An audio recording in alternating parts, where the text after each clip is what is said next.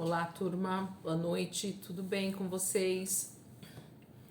Mais uma noite, né, que a gente vai estar aqui fazendo nossa leitura, nosso devocional, entendendo um pouquinho mais daquilo que Deus tem para nós. Vamos orar, entregar esse momento ao Senhor, pedir a direção do Espírito Santo para nos ensinar. Pai, nós queremos te agradecer muito, Senhor, por mais um dia de vida, por mais um tempo precioso que nós vamos ter aqui com a tua palavra. Eu te agradeço muito, Senhor, pelo amor que o Senhor tem dedicado a nós todos os dias, guardando as nossas vidas, livrando de todo mal, Senhor. Todo o tempo nós temos visto a tua mão poderosa, Senhor, nos livrando e nos guardando, Pai, de todo mal. Obrigada, Jesus, por mais esse dia que nós podemos estar aqui juntos, Pai, ministrando, lendo, sendo ministrados, Pai, pela tua palavra, no nosso espírito. Nós te adoramos, Jesus. Te agradecemos demais, Pai, por aquilo que o Senhor já tem feito em nós e através de nós. Obrigada, Jesus, por tudo que o Senhor está construindo, Pai, através dessa leitura. Eu te louvo, Senhor, e te agradeço porque o Senhor é bom e a sua misericórdia tem durado para sempre nas nossas vidas e vai durar eternamente, Pai. Muito obrigada, Jesus. Amém. Amém, queridos? Vamos lá, então. Hoje a gente começa em Isaías 44. Isaías 44, dando continuidade ali, o profeta Isaías falando sobre coisas que estão por vir, tanto no reino de Judá, no reino de Israel, né, no reino do norte, quanto com a própria vinda de Jesus, quanto com o nascimento desse Cristo que viria para redimir Israel. Então, a gente vê esse misto de situações acontecendo através das profecias de Isaías, esse grande profeta que o Senhor levanta nesse tempo para falar com o seu povo. Isaías 44, a partir do versículo 6, retomando, né? Ontem a gente parou no versículo 5, então hoje Isaías 44, 6. Amor, se você quiser, fecha aqui a porta para ir menos barulho, né? Daí para cá. Pode fechar a porta aí.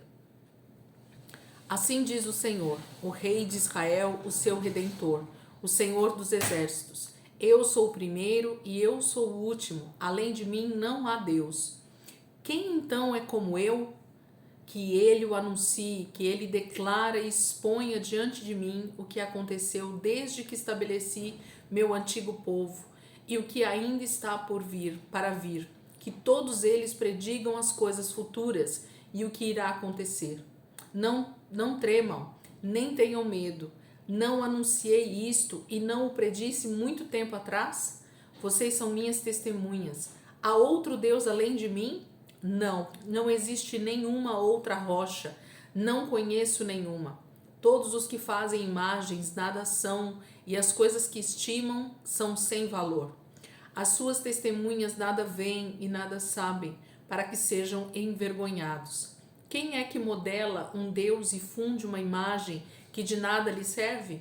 Todos os seus companheiros serão envergonhados, pois os artesãos não passam de homens. Que todos eles se ajuntem e declarem sua posição. Eles serão lançados ao pavor e à vergonha. O ferreiro apanha uma ferramenta e trabalha com ela nas brasas. Modela um ídolo com martelos, forja-o com a força do braço. Ele sente fome e perde a força, passa sede e desfalece. O carpinteiro mede a madeira com uma linha e faz um esboço com um traçador. Ele a modela toscamente com formões e marca com compassos. Ele o faz na forma de um homem em toda a sua beleza, para que habite num santuário. Ele derruba cedros, talvez apanhe um cipreste ou ainda um carvalho. Ele o deixou crescer entre as árvores da floresta, ou plantou um pinheiro e a chuva o fez crescer. É combustível usado para queimar. Um pouco disso ele apanha e se aquece. Aquece um fogo e assa um pão. Mas também modela um Deus e o adora. Faz uma imagem e se encurva diante dela. Metade da madeira ele queima no fogo. Sobre ela ele prepara sua refeição. Assa carne e come sua porção. Ele também se aquece e diz: estou aquecido, estou vendo fogo. Do restante, ele faz um Deus, seu ídolo. Inclina-se diante dele e o adora. Ora a ele e diz: salva-me, tu és o meu Deus. Ele nada Eles nada sabem, nada entendem. Seus olhos estão tapados, não conseguem ver e suas mentes estão fechadas, não conseguem entender. Ninguém para pensar. Ninguém tem o conhecimento ou o entendimento para dizer: metade dela usei como combustível, até mesmo assei pão sobre suas brasas, assei carne e comi. Faria eu algo repugnante com o que sobrou? Iria eu ajoelhar-me diante de um pedaço de madeira? Ele se alimenta de cinzas, um coração iludido o desvia. Ele é incapaz de salvar a si mesmo ou de dizer: esta coisa na minha mão direita não é uma mentira? Lembre-se disso, ó Jacó, pois você é meu servo, ó Israel. Eu o fiz, você é meu servo, ó Israel. Eu não o esquecerei. Como se fossem uma nuvem, varri para longe suas ofensas, como se fossem a neblina da manhã os seus pecados. Volte para mim, pois eu o resgatei. Cantem de alegria, ó céus, pois o Senhor fez isto. Gritem bem alto, ó profundezas da terra. Irrompam em canção, vocês montes, vocês florestas e todas as suas árvores, pois o Senhor resgatou Jacó. Ele mostra sua glória em Israel. Assim diz o Senhor, o seu Redentor, que o formou no ventre. Eu sou o Senhor, que fiz todas as coisas, que sozinho estendi os céus, que espalhei a terra por mim mesmo, que atrapalha os sinais dos falsos profetas e faz de tolos os adivinhadores, que derruba o conhecimento dos sábios e o transforma em loucura, que executa as palavras de seus servos e cumpre as predições de seus mensageiros, que diz acerca de Jerusalém: ela será habitada, e das cidades de Judá elas serão construídas, e de suas ruínas eu as restaurarei. Que diz às profundezas aquáticas: sequem-se, e eu secarei seus regatos. Então, o Senhor está dizendo aqui no restante desse texto de Isaías 44 a respeito dessa falta de entendimento do ser humano. Por quê? Porque o ser humano ele constrói deuses a partir de materiais extremamente fúteis, extremamente simples. O homem pega a madeira, por exemplo, que é o que o texto mais está falando aqui, derruba uma árvore, parte dessa madeira ele se aquece, ele faz o fogo, parte dessa madeira ele assa comida para comer, né, um pão ou faz uma comida, parte dessa madeira ele usa para construção de alguma coisa, parte dessa madeira ele faz muitas coisas. E além disso, ele constrói um ídolo, um deus, e ele olha para aquela madeira, para aquele pedaço de madeira que ele fez numa imagem humana geralmente, e diz: você é o meu Deus. Quer dizer, que Deus é esse que da mesma madeira que ele é feito, o restante da madeira foi consumido de outra maneira? Entende o que Deus está mostrando? A maneira difícil, né, que nós seres humanos temos em pensar que nós podemos fazer deuses a partir de coisas que são humanamente falíveis, humanamente destrutíveis. O único Deus é o Senhor. Deus está mostrando a sua grandeza, que ele jamais vai poder ser destruído, ele jamais vai poder ser queimado no fogo, né? Ele é Deus, ele formou todas as coisas. Ele questiona esses deuses também, como ele fez já em outro texto. Me falem como foi construído as coisas no passado, me falem como vai ser as coisas no futuro. Então os deuses, os falsos deuses, esses ídolos que a humanidade faz desde que a terra é terra, esses ídolos eles não têm boca para contar a história, eles não têm uma verdade em si para falar o que realmente vai acontecer da humanidade, mas o Senhor tem falado desde o início de todas as coisas. O Senhor tem dito o que está acontecendo, o que vai acontecer, e Ele conta aos de hoje o que aconteceu no passado com a mesma vivacidade, né, de quando aconteceu. Esse é o nosso Deus. Então o Senhor está mostrando que Israel precisa dar testemunho disso, porque Ele tem resgatado Israel, Ele vai resgatar Israel, ainda que eles pensem que eles estão abandonados. O Senhor não os abandonou, não os rejeitou, por isso eles precisam testemunhar dessa grandeza de Deus. Ciro, um tipo de Cristo. Isaías capítulo 45 agora, gente. Vamos lá, é o capítulo inteiro de Isaías 45. Assim diz o Senhor ao seu ungido, a Ciro, cuja mão direita eu seguro com firmeza, para subjugar as nações diante dele e arrancar a armadura de seus reis, para abrir portas diante dele, de modo que as portas não estejam trancadas. Eu irei adiante de você e aplainarei montes, derrubarei portas de bronze e romperei trancas de ferro. Darei a você os tesouros das trevas, riquezas armazenadas em locais secretos, para que você saiba que eu sou o Senhor, o Deus de Israel, que o convoca pelo nome. Por amor de meu servo Jacó, de meu escolhido Israel, eu o convoco pelo nome e lhe concedo um título de honra, embora você não me reconheça. Eu sou o Senhor e não há nenhum outro. Além de mim não há Deus. Eu o fortalecerei, ainda que você não tenha me admitido, de forma que, do nascente ao poente, saibam todos que não há ninguém além de mim. Eu sou o Senhor e não há nenhum outro. Eu formo a luz e crio as trevas, promovo a paz e causo a desgraça. Eu, o Senhor, faço todas essas coisas. Vocês, céus elevados, façam chover justiça, derramem-na as nuvens. Abra-se a terra, brote a salvação, cresça a retidão com ela. Eu, o Senhor, a criei. Ai daquele que contende com seu Criador, daquele que não passa de um caco entre os cacos no chão. Acaso o barro pode dizer ao oleiro: o que você está fazendo? Será que a obra que você faz pode dizer: você não tem mãos? Ai daquele que diz a seu pai: o que você gerou? Ou a sua mãe: o que você deu à luz? Assim diz o Senhor, o Santo de Israel, o seu Criador, a respeito de coisas vindouras. Você me pergunta sobre meus filhos, ou me dá ordens sobre o trabalho de minhas mãos? Fui eu que fiz a terra e nela criei a humanidade. Minhas próprias mãos estenderam os céus. Eu dispus o seu exército de estrelas. Eu levantarei esse homem em minha retidão.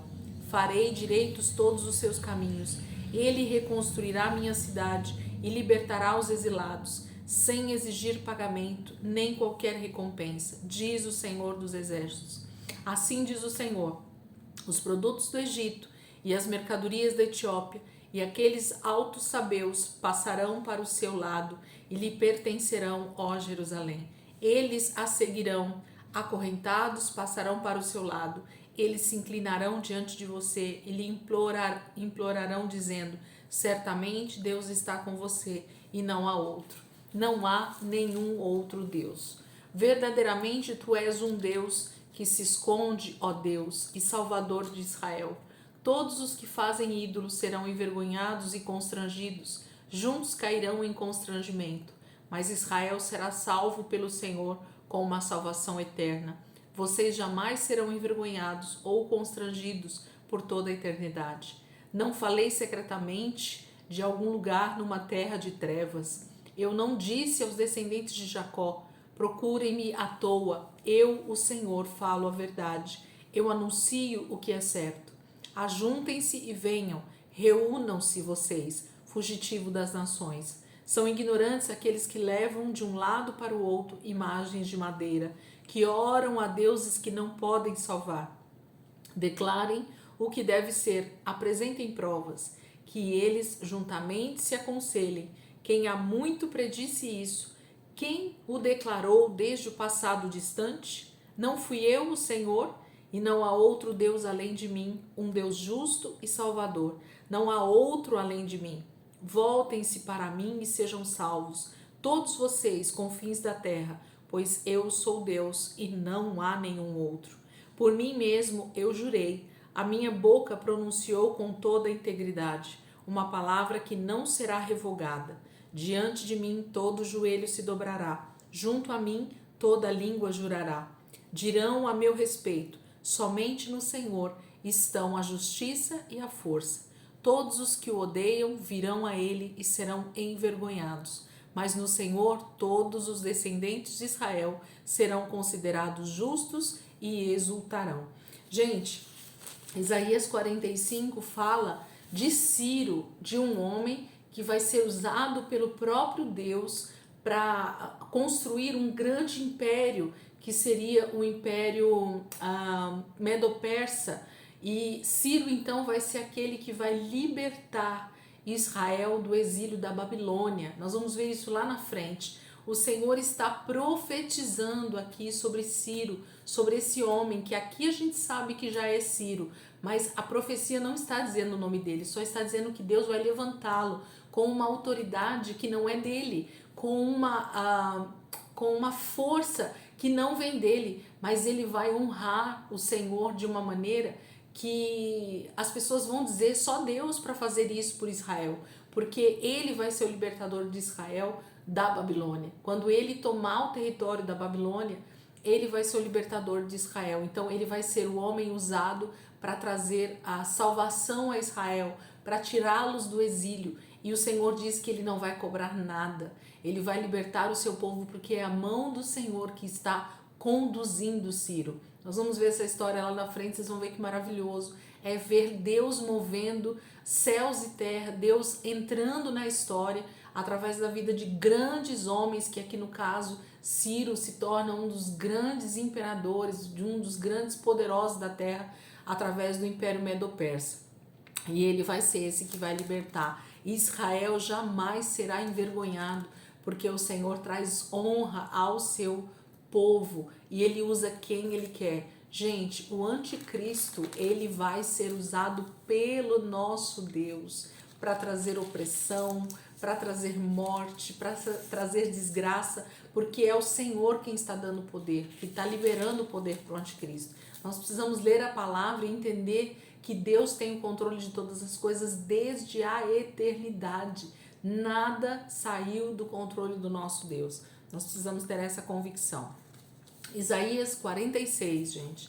Isaías 46. Libertação do cativeiro babilônico. Deus continua profetizando a respeito daquilo que ele ainda vai fazer muito tempo lá na frente. Mas Deus já está falando com o seu povo, como continua falando conosco hoje. Nós já sabemos tudo o que vai acontecer e nós só precisamos estar atentos aos sinais que o Senhor mesmo vai trazendo para a gente saber esses tempos que estão vindo, o que está acontecendo, o que está se cumprindo na palavra. Assim Israel devia fazer também. Eles sabiam o tempo certo para todas as coisas.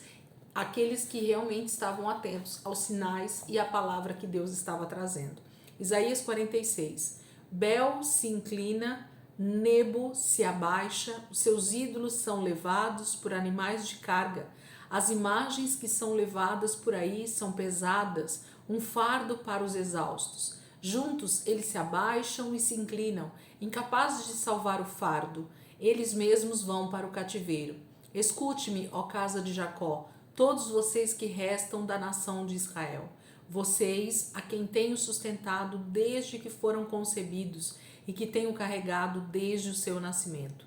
Mesmo na sua velhice, quando tiverem cabelos brancos, sou eu aquele que os susterá. Eu os fiz e eu os levarei. Eu os sustentarei e eu os salvarei. Com quem vocês vão comparar-me ou a quem me considerarão igual? A quem vocês me assemelharão para que sejamos comparados? Alguns derramam ouro de suas bolsas e pesam prata na balança, contratam um ourives para transformar isso num deus, inclinam-se e o adoram, ergam-no ao ombro e o carregam, põem-no em pé e em seu lugar, e ali ele fica. Daquele lugar não consegue se mexer. Embora alguém o invoque, ele não responde, é incapaz de salvá-lo de seus problemas. Lembrem-se disso, gravem-no na mente, acolham no íntimo, ó rebeldes. Lembre-se das coisas passadas, das coisas muito antigas. Eu sou Deus e não há nenhum outro. Eu sou Deus e não há nenhum como eu. Desde o início faço conhecido o fim, desde tempos remotos o que ainda virá. Digo, meu propósito permanecerá em pé e farei tudo o que me agrada. Do Oriente convoco uma ave de rapina de uma terra bem distante, um homem para cumprir o meu propósito. O que eu disse, isso eu farei acontecer. O que planejei, isso farei.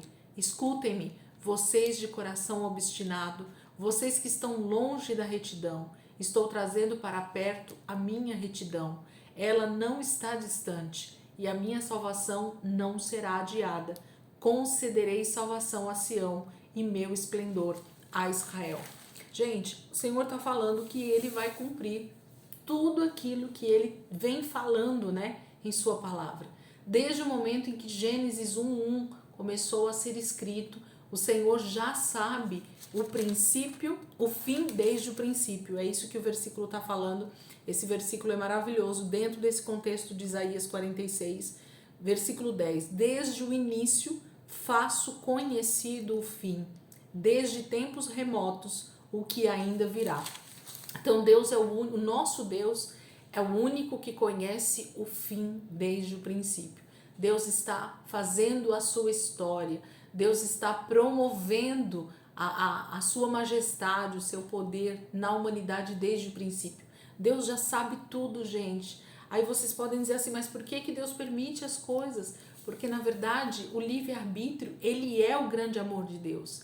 O livre-arbítrio é justamente essa mão poderosa de Deus liberando os homens, liberando a sua humanidade, liberando os seus filhos para tomarem a decisão baseado naquilo que ele diz. Então, quando eu me atento para a palavra, quando eu olho para Deus e sou iluminado por essa palavra, e então decido obedecer, decido seguir o que o Senhor está me dando como direção, aí sim eu posso colher os frutos daquilo que eu desejo para minha vida. Assim como o contrário também é verdadeiro. Se eu decido rejeitar o Senhor, se eu decido rejeitar o Deus que me criou, Ele também me dá essa opção, mas eu vou colher também os frutos dessa decisão.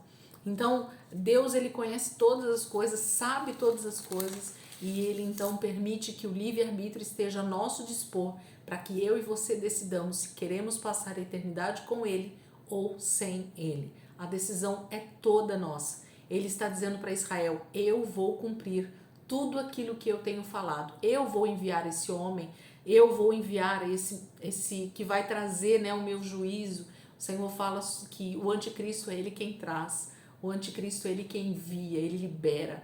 Isso é maravilhoso, eu acho isso tremendo. A palavra de Deus ela é muito forte nesse aspecto. Isaías 47. Desça, sente-se no pó, virgem cidade de Babilônia, sente-se no chão sem um trono, filha dos babilônios. Você não será mais chamada mimosa e delicada. Apanhe pedras de moinho e faça farinha. Retire o seu véu. Levante a sala, desnude as suas pernas. Levante a saia, desnude as suas pernas e atravesse os riachos. Sua nudez será exposta e sua vergonha será revelada. Eu me vingarei, não pouparei ninguém. Nosso Redentor, o Senhor dos Exércitos é o seu nome, é o Santo de Israel. Sentem-se em silêncio, entre nas trevas, cidade dos babilônios. Você não será mais chamada rainha dos reinos. Fiquei irado contra o meu povo e profanei minha herança, eu os entreguei nas suas mãos, e você não mostrou misericórdia para com eles. Mesmo sobre os idosos, você pôs um jugo muito pesado, e você disse, continuarei sempre sendo a rainha eterna. Mas você não ponderou estas coisas, nem refletiu no que poderia acontecer. Agora, então, escute, criatura provocadora, que age despreocupada e preguiçosamente em sua segurança e diz a si mesma, somente eu e mais ninguém, jamais ficarei viúva, nem sofrerei a perda de filhos. Estas duas coisas acontecerão a você num mesmo instante, num único dia, perda de filhos e viuvez. Virão sobre você com todo o seu peso, a despeito de suas muitas feitiçarias e de todas as suas poderosas palavras de encantamento. Você confiou em sua impiedade e disse, ninguém me vê. Sua sabedoria e seu conhecimento a enganam quando você diz a si mesmo, somente eu e mais ninguém além de mim. A desgraça a alcançará e você não saberá como encorajá-la. Cairá sobre você um mal do qual você não poderá proteger-se com um resgate. Uma catástrofe que você não pode prever cairá repentinamente sobre você. Continue então com suas palavras mágicas de encantamento e com suas muitas feitiçarias nas quais você tem se afadigado desde a infância. Talvez você consiga, talvez provoque pavor. Todos os conselhos que você recebeu só a deixaram extenuada. Deixe seus astrólogos se apresentarem, aqueles fitadores de estrelas que fazem predições de mês a mês, que eles a salvem daquilo que está vindo sobre você. Sem dúvida, eles são como restolho, o fogo os consumirá. Eles não podem nem mesmo salvar-se do poder das chamas. Aqui não existem brasas para aquecer ninguém, não há fogueira para a gente sentar-se ao lado. Isso é tudo que eles podem fazer por você, esses com quem você se afadigou e com quem teve negócios escusos desde a infância.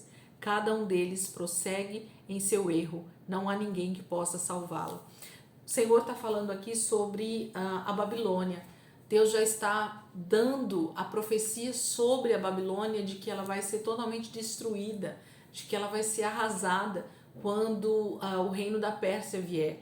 Então, Babilônia tinha a oportunidade, o reino da Babilônia, esse império que estava se elevando nesse momento e que vai levar exilado o povo de Judá e de Jerusalém, de Israel, o povo de Deus, ele tinha a oportunidade de ser misericordioso com o povo de Deus e então ter a misericórdia de Deus também para com eles, para que eles se tornassem uma nação mais poderosa ainda e ainda fizessem com que o povo de Deus fosse oprimido sim pelo próprio Senhor, mas que eles tivessem misericórdia e libertasse o povo do tempo oportuno e não oprimisse o povo na terra deles, né, no exílio. Então Deus queria sim trazer o exílio sobre o seu povo, mas que Babilônia fosse um canal de bênçãos para o povo de Deus.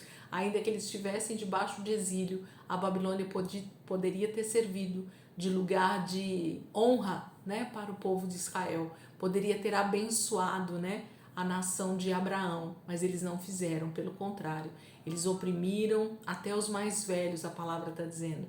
E o Senhor está dizendo, por causa da falta de misericórdia de vocês, eu também não terei misericórdia de você.